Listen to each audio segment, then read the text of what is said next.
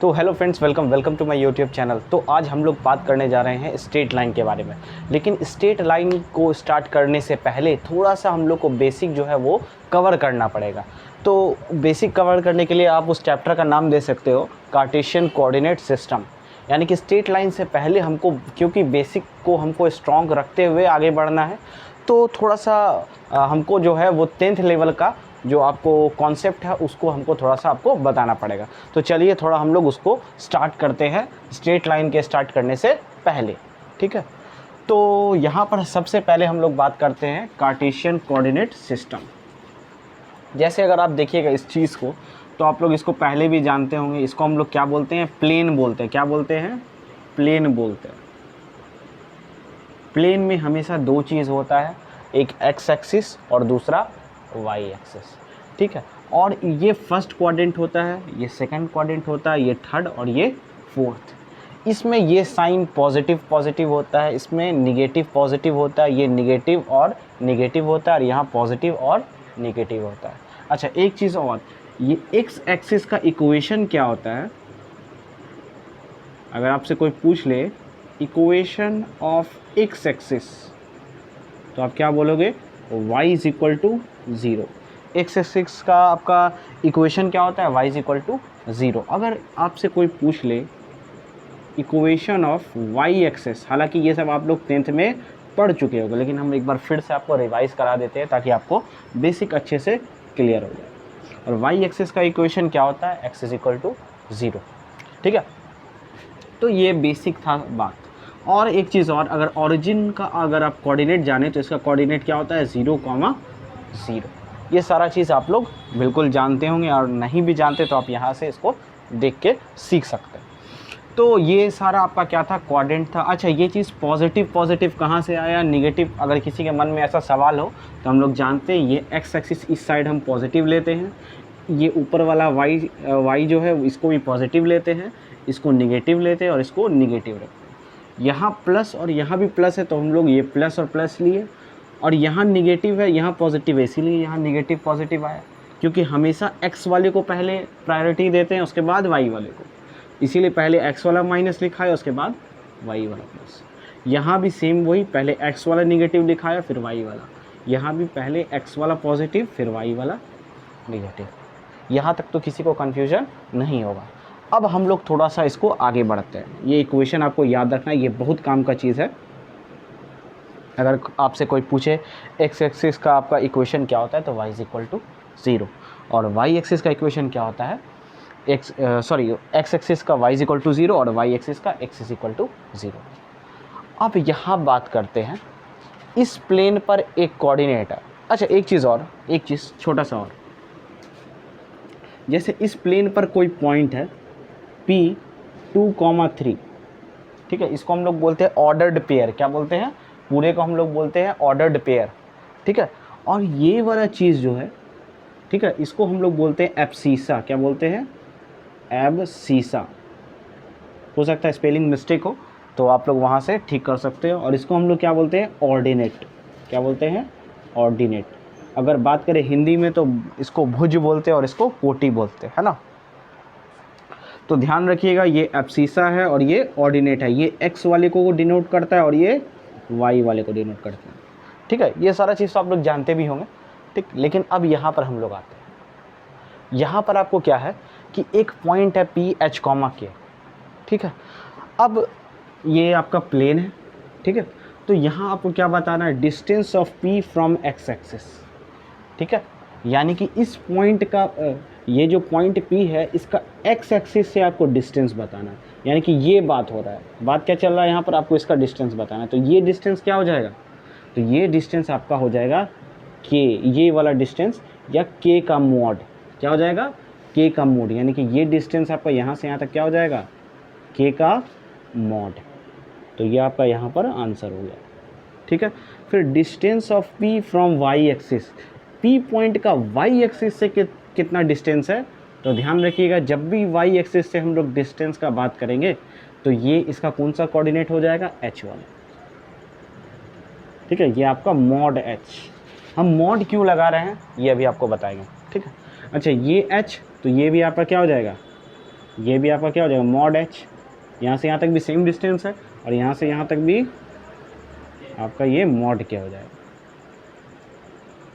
तो देखिए लेट से एक कोई पॉइंट है, चलिए यहीं पर हम आपको बता देते हैं, ठीक है। ये आपका कहाँ पर हम ले जो पॉइंट आपको अच्छे से क्लियर हो जाए, तो आपको लिया जाए ये वाला पॉइंट, ठीक है। ये आपका लिया जाए 2,-3, लेट से ये क्या है आपका 2,-3।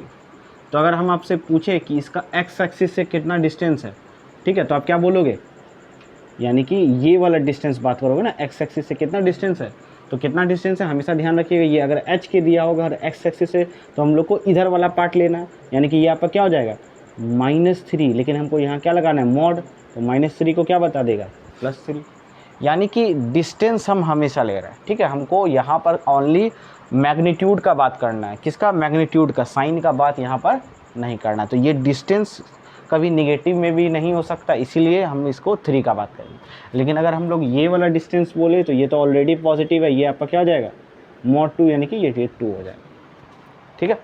जब भी डिस्टेंस पूछा जाए बस आपको नेगेटिव हटा के बताना है, बस ये आपको ध्यान रखना है। यानी कि अगर इसका आंसर पूछे distance of P from y axis, तो ये क्या हो जाएगा mod h, ठीक है। अब distance of P from origin, यानी कि इस P का ओरिजिन से क्या होता है, ये डिस्टेंस आपको यहाँ पर बताना है। तो देखोगे अगर ध्यान से, ये h पता है, ये k पता है, और यहाँ पर ये 90 डिग्री बन रहा है, इसका मतलब ये आपका कौन सा ट्राइंगल बन रहा है, ये आपका क्या बोलते हैं राइट एंगल ट्राइंगल बन रहा है ना, राइट एंगल ट्राइंगल बन रहा है यहाँ पर। और यहाँ पर हम लोग किसका यूज़ कर सकते हैं, पाइथागोरस थ्योरम लगा करके h² वाला ये आपको पाइथागोरस थ्योरम अगर यूज़ कीजिएगा तो यहाँ पर इसका फॉर्मूला क्या आ जाएगा, √h² + k²। यानी कि किसी भी पॉइंट का अगर आपको ओरिजिन से डिस्टेंस निकालना है, लेट से अगर वो पॉइंट 2,3 है, अगर आप क्वेश्चन लिखना चाहे, अगर इसका डिस्टेंस आपको ओरिजिन से निकालना है तो आप क्या कर दीजिए 2² + 3², यानी कि कितना हो जाएगा 4 + 9, यानी कि 13 इसका आंसर हो जाएगा, ठीक है। यानी कि इसका डिस्टेंस क्या हो जाएगा आपका, ठीक है। अभी तक तो ये बेसिक था, है ना। अब हम लोग थोड़ा सा और आगे बढ़ते हैं, तो हम लोग सारा फॉर्मूला जो है वो रिवाइज कर लेते हैं। आपको ये सब को छोटा छोटा चीज़ को नोट कर लेना, ठीक है, इसको नोट कर लीजिए।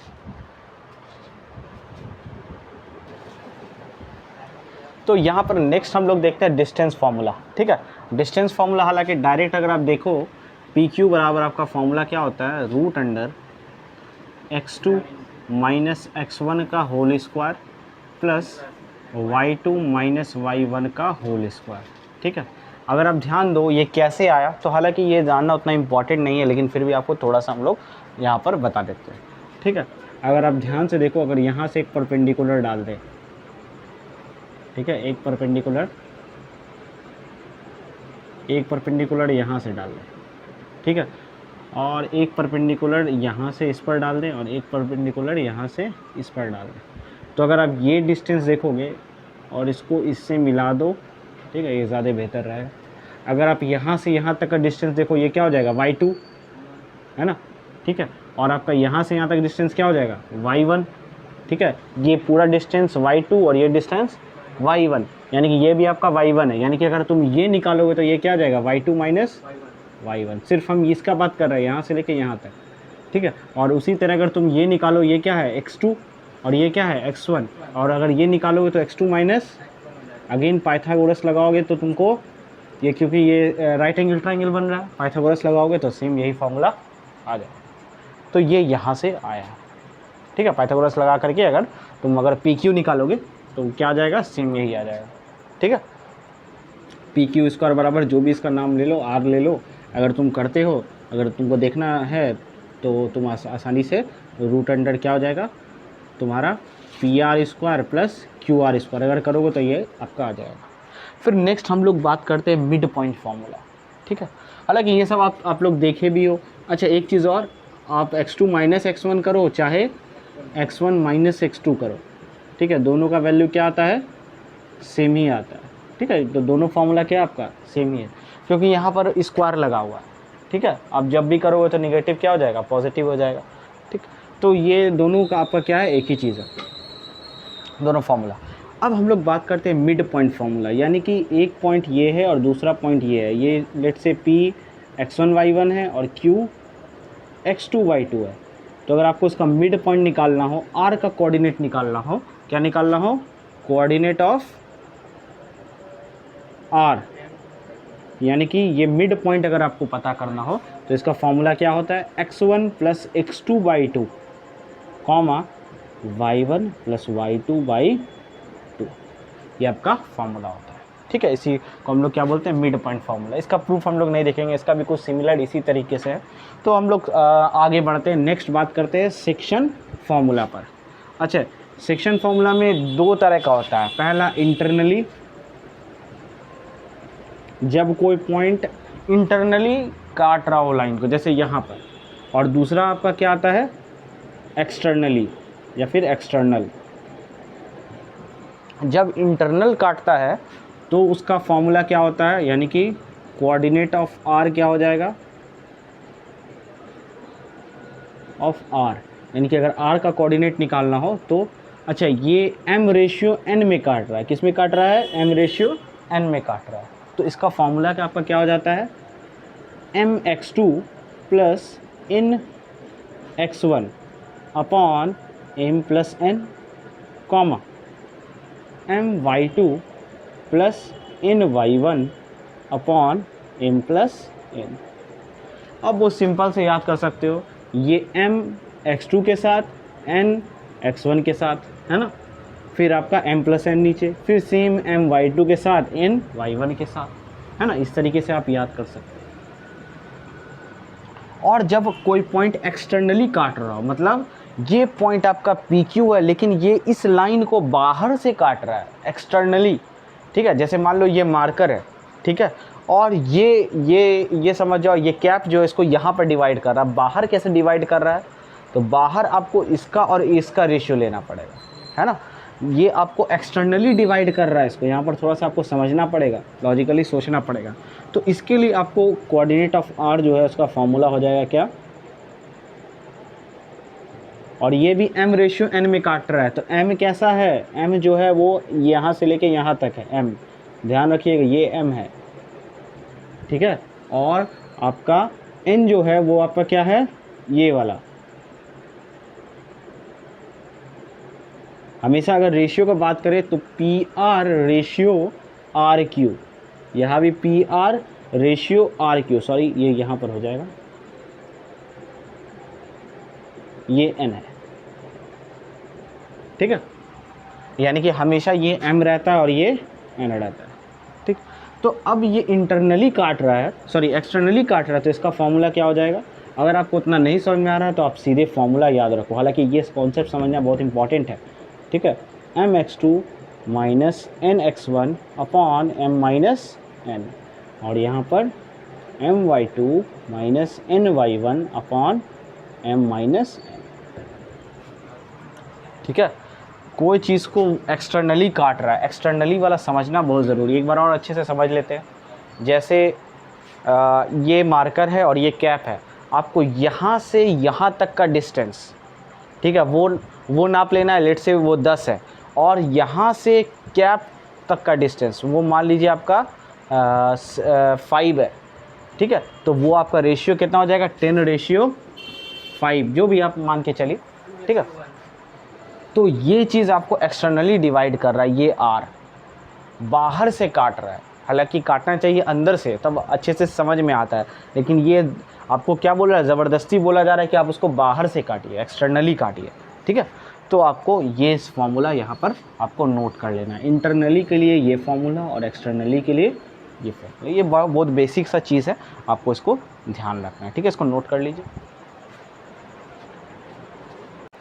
तो नेक्स्ट हम लोग बात करते हैं एरिया ऑफ ट्रायंगल का, ठीक है। अगर कोई ट्रायंगल है PQR तो उसका एरिया क्या हो जाता है, area of triangle ABC half x1 y2 minus y3 plus x2 y3 minus y1 x3 y1 minus y2।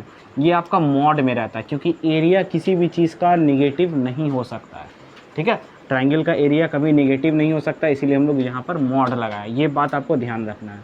और एक और मेथड के से आप निकाल सकते हैं, इसको हम लोग बोलते हैं determinant method. Area of triangle ABC। अगर आपको नहीं पता तो आप इसी मेथड इसी फॉर्मूला पर जा सकते हैं, ठीक है। इसको आप लोग नोट कर लीजिए। अच्छा ये चीज़, और इसके बाहर भी आपका क्या लगेगा, मॉड, ठीक है। ध्यान रखना है ये आपका डिटर्मिनेंट है और ये आपका मॉड है, क्योंकि area can not be negative, ठीक है। ये आपका डिटर्मिनेंट है, ठीक है। इसको आप लोग नोट कर लीजिए। तो यहाँ पर नेक्स्ट हम लोग बात करते हैं एरिया ऑफ क्वाड्रिलेटरल, ठीक है। अभी हम लोग क्या सीखे, एरिया ऑफ ट्रायंगल कैसे निकलता है, ठीक है। वो नॉर्मली हम लोग फॉर्मूला से सीखे थे, है ना।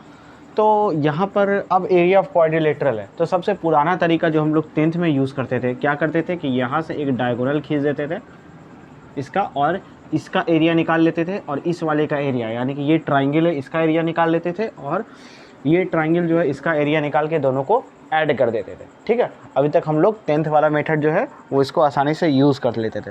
लेकिन यहाँ पर अब जो है आपको एक फॉर्मूला मिलता है, ठीक है, एरिया ऑफ क्वाड्रिलेटरल। यहाँ पर फॉर्मूला क्या है, फॉर्मूला जो है वो आपका हाफ डिटर्मिनेंट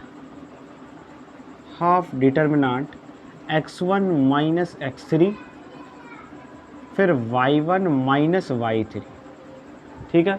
और यहाँ पर है x2 माइनस x4, और यहाँ पर है y2 माइनस y4 डिटर्मिनेंट है। यानी कि ये सारा x1 x3 ये सब आपको पॉइंट यहाँ से मिल जाएगा, ठीक है। और आपको फिर इसको क्या कर देना, डिटर्मिनेंट को कैसे, ये फिर आपका 2/2 का डिटर्मिनेंट है। अगर इसका हम ऑर्डर देखें तो ये क्या है, 2/2 का है।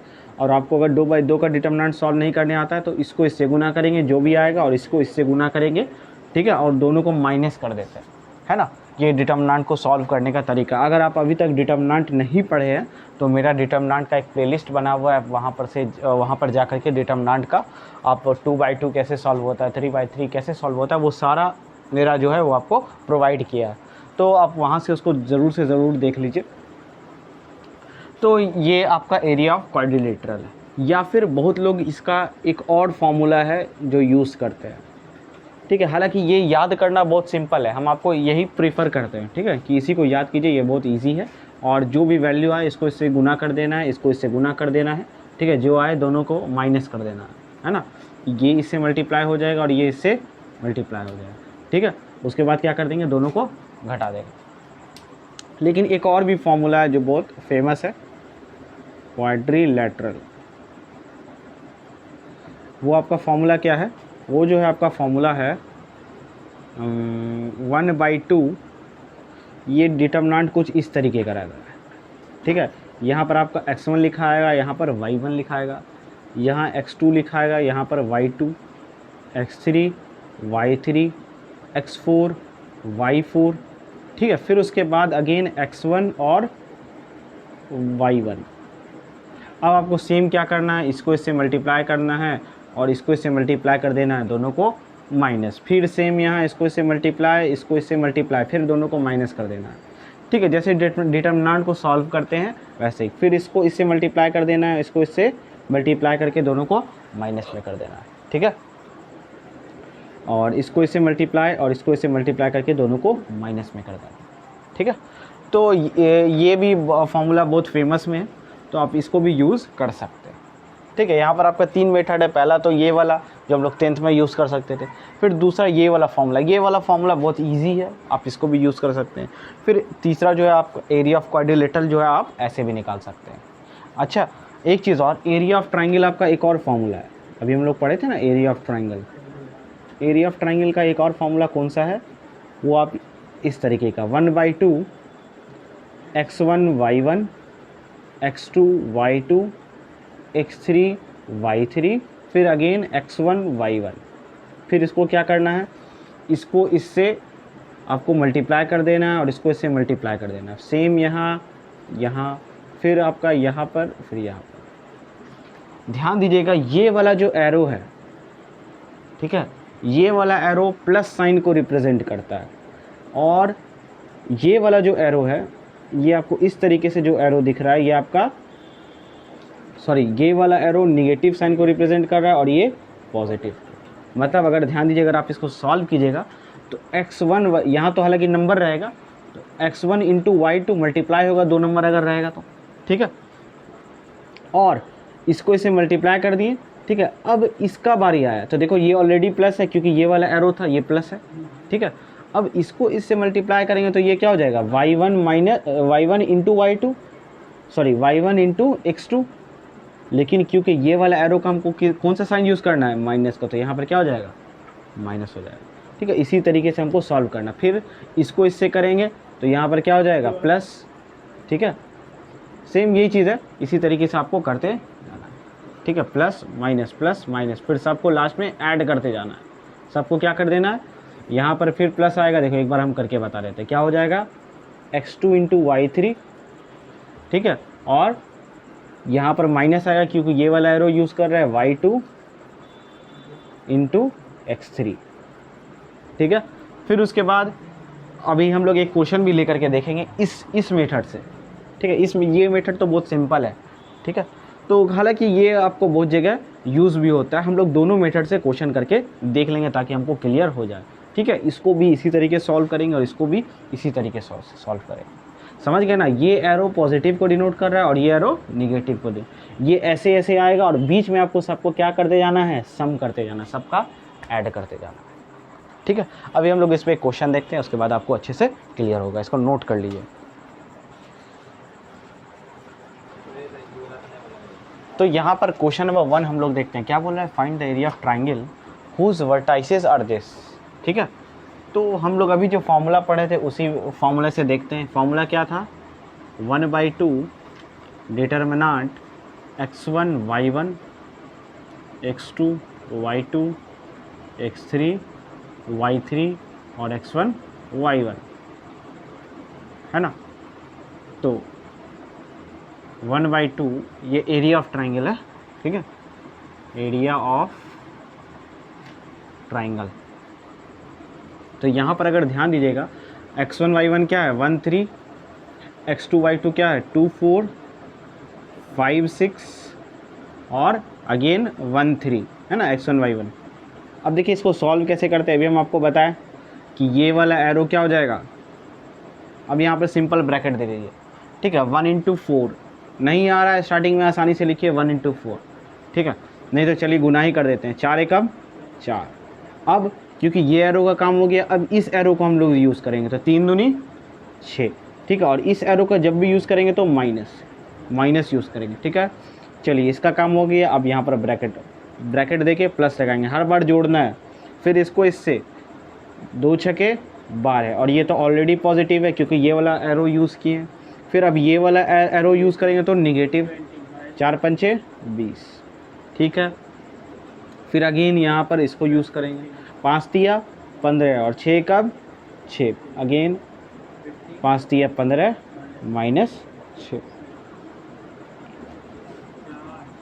ठीक है। तो यहाँ हो गया 1/2।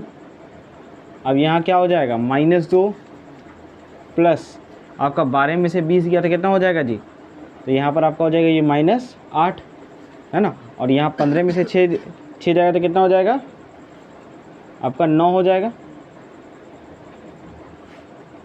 1/2 इंटू -2 -8 क्या हो जाएगा जी, ये आपका हो जाएगा -10, और -10 प्लस 9 ये -1 हो जाएगा, यानी कि ये आपका -1/2 होता है। और एरिया हम आपको बताए हैं कभी भी निगेटिव नहीं हो सकता है, तो यहाँ पर हम लोग क्या लगाएंगे, मॉड।